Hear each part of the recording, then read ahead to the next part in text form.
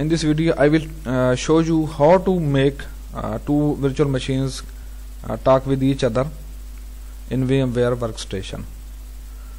So without powering on the virtual machine, you need to edit virtual machine setting. First I will select Windows Server and then Windows 7. So in Windows Server, click edit virtual machine settings, and from here go to network adapter and click this radio button bridged and check this checkbox. Similarly, you need to do the same with the Windows 7 or the other machine.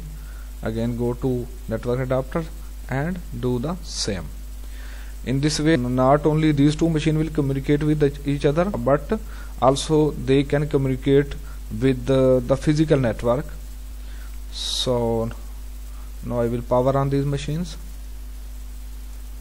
and show you how they communicate with each other.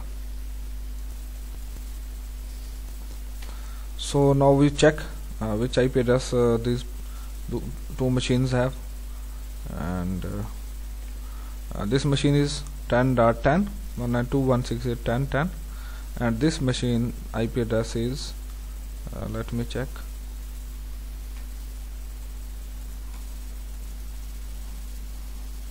.9. So both of the machines are on the same network.